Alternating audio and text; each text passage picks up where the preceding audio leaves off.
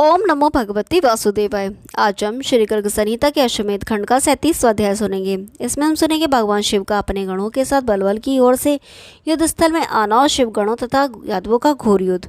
दीप्तिमान का शिव गणों को मार भगाना और अनिरुद्ध का भैरव को जम्ब शास्त्र से मोहित करना। तो ये शुरू करते हैं। ब्रजनाभि ने पूछा, ब्राह्मण कुनंदन के मारे जाने और बलबल की रणभूमि में मूर्छित हो जाने पर करुणा में भगवान शिव ने उसकी सहायता क्यों नहीं की? भगवान शिव वहाँ क्यों नहीं आए? दैत्यों ने घोड़े को कैसे छोड़ा और ये किस तरह पूर्ण हुआ? ये सब बातें विस्तार पूर्वक मुझे बताने की कृपा करें। सोती कहते हैं, ब्राह्मण ब्रजनाभि का यह प्रश्न सुनकर ज्ञानियों में श्रेष्ठ गर्ग जी संपूर्ण कथा का स्मरण करके उन यादव शिरोमणि से बोले। श्री गर्ग जी ने कहा, राजन, जब बलबल मूर्छित हो गया और शूरवीर कुनंदन मारा गया तब देवर्षि नारद की प्रेरणा से भगवान शिव ने बड़ा कोप किया। नरेश्वर, भक्तों की रक्षा करने वाले शिव क्रोध पूर्वक नंदी पर आरूढ़ हो मस्तक पर जटाजूट के भीतर चंद्रलेखा धारण किए, सर्पों के हार और मुंडमाला से अलंकृत हो, सारे अंग में भस्म लगाए भयंकर रूप से आए। 10 भा 5 मुख और 15 नेत्रों से युक्त रुद्रदेव सिंह के चर्म का वस्त्र धारण किए मदमस्त एवं भयकारक प्रतीत होते थे। उनके हाथों में त्रिशूल, पटीश, धनुष, बाण, कुठार, पाश, परीक और भिंदीपाल शोभा दे रहे थे। वे सहस्त्रों सूर्य के तुल्य तेजस्वी और समस्त भूतगणों से आवृत थे। अनिरुद्ध आदि समस्त श्रेष्ठ वंशी वीरों का युद्ध स्थल में वध करने के लिए वे बड़ी उतावली के साथ कैलाश से पृथ्वी तल को कंपित करते हुए आए। नरेश्वर, उस समय आकाश और भूतल पर बड़ा हंगामा मचा। देवता, दैत्य और मनुष्य सभी विस्मित हो भयभीत हो उठे। समस्त गणों और परिवार के साथ प्लयांकर शंकर को रोष पूर्वक आया देख श्रेष्ठ यादवों को बड़ा भय हो गया। अनिरुद्ध का मुंह भय के कारण निस्तेज हो गया। संग्राम में वे दुखी हो गए और उनका हृदय कांपने लगा। उस समय क्रोध से भरे हुए ग्रीश ने हाथ से त्रिशूल लेकर समस्त यादवों से यह निष्ठुर बात कही। शंकर बोले, कहाँ गए अनिरुद्ध और कहाँ गए सुनंदन? मेरे भक्त कुनंदन वध करके सांब आदि यादव कहाँ चले गए? मेरे भक्त दैत्य शिरोमणि बलबल को मूर्छित करके और उसके सेवकों को युद्ध में मारकर वंशी जाएंगे कहाँ? मैं युद्धस्थल में अपने भक्तों के इन सभी शत्रुओं को मार डालूंगा। मैं विष्णु और ब्रह्मा ये सभी संकट से भक्तजनों की रक्षा करते हैं। श्री गर्ग जी कहते हैं, राजन, ऐसा कहकर रुद्रदेव ने अनिरुद्ध के पास भैरव को भेजा और कहा, शूर, तुम संग्राम में विजयी प्रद्युम्न कुमार अनिरुद्ध से युद्ध करने के लिए जाओ। फिर उन्होंने सुनंदन से युद्ध करने के लिए नंदी को रोषपूर्वक भेजा। गद से लोहा लेने के लिए वीरभद्र को और साम से लड़ने के लिए मयूरवाहन कार्तिकेय को प्रेरित किया। उन विरूपाक्ष शिव ने भानु के साथ युद्ध करने के लिए वृंगी को आदेश दिया और अन्य यादव सैनिकों से जूझने के लिए भूतों और प्रेतों को प्रेषित किया। भगवान रुद्र की आज्ञा पाकर वे भूत, प्रेत, विनायक, भैरव, प्रमथ, बेताल, ब्रह्म राक्षस, उन्माद और कुष्मांड करोड़ों की संख्या में युद्ध में आए। भूत यादवों को अंगारों से मारने लगे। विनायक पट्टिशों से, भैरव शूलों से और प्रमथ खटवांगों से प्रहार करने लगे। ब्रह्म राक्षस मनुष्य और घोड़ों को पकड़कर खा जाते थे। यातुधान संग्राम में मनुष्य के मुंड चबाते और बेताल खप्परों में रक्त ले लेकर पीते थे। पिशाच वहाँ नाचते और प्रेत गीत गाते थे।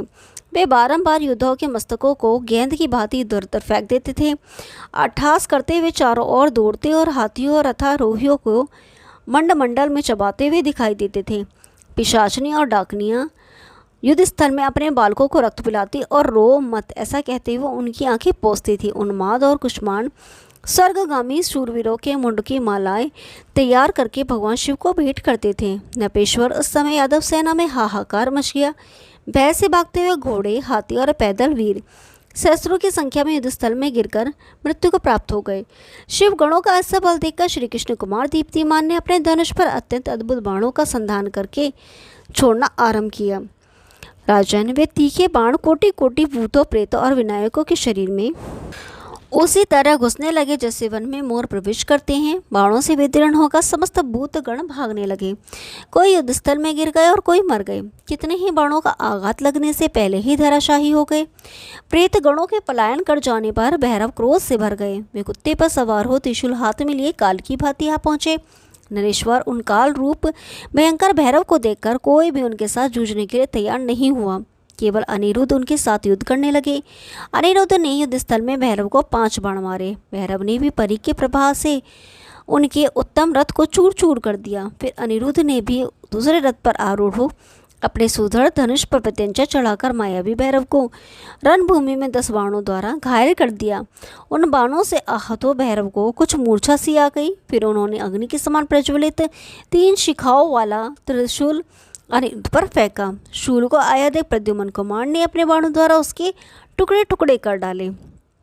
अपने त्रिशूल को छिनभिन हुआ देख बलवान रुद्र कुमार भैरव ने माया द्वारा अपने मुख से अग्नि की सृष्टि की। उस अग्नि से भूमि, वृक्ष और 10 दिशाएं जलने लगीं। पैदल वीरों, रथारोहियों, घोड़ों तथा हाथियों के शरीर सुंदर फूल वाले समेर के रुई के समान जलने लगे। कितने ही वीर आग की ज्वाला की लपेट में आ गए और कितने ही भस्म हो गए। सारी सेना अग्नि ज्वाला से व्याप्त हो गई। कितने ही योद्धा भगवान श्री कृष्ण का चिंतन करने लगे। अपनी सेना को भय से व्याकुल देख और भैरव की रची हुई माया को जानकर धनुधरों में श्रेष्ठ अनिरुद्ध ने अपने धनुष पर एक बाण रखा। उस सहायक ने प्रजन्यास्त्र से अभिमंत्रित करके श्री कृष्ण के चरणाविंदों का चिंतन करते हुए शीघ्र ही आकाश में छोड़ दिया।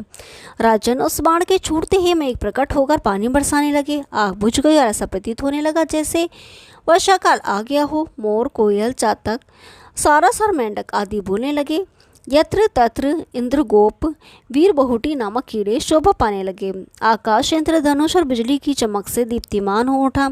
अपना प्रयास निष्फल हुआ देख भैरव ने अपने मुख से भैरव गर्जना की, जिससे सबका मन संत्रस्त हो उठा। उस भैरवनाद से समस्त लोकों और पातालों सहित सारा ब्रह्मांड गूंज उठा। दिग्गज विचलित हो उठे, तारे टूटने लगे और उनसे भूखंड मंडल कांप उठा। उसी समय समस्त मनुष्य बहरे हो गए और गिर गए। फिर सर्पों से विभूषित भैरव ने क्रुद्ध हो हाथ से हाथ को चबाते दबाते, दांतों से ओठ को चबाते, जीभ लपलपाते और लाल लाल नेत्रों से देखते हुए यदुकुल तिलक अनिरुद्ध को तिनके समान समझकर एक तीखा फरसा हाथ में लिया। उसी समय रणनीति में कुशल अनिरुद्ध ने जम्ब्रास्त्र का प्रयोग करके भैरव को उसी प्रकार मोहाच्छन्न कर दिया जैसे भगवान श्री कृष्ण ने बाणासुर विजय के अवसर पर भगवान शंकर को मोहित कर दिया था। राजन, उस अस्त्र के प्रभाव से अनिरुद्ध के देखते देखते भैरव रणभूमि में गिर पड़े और जम्हाई लेते हुए निद्रा सुख का आस्वादन करने लगे। ओम नमो भगवते वासुदेवाय। कल 38वां अध्याय सुनेंगे। तब तक के लिए नमस्कार।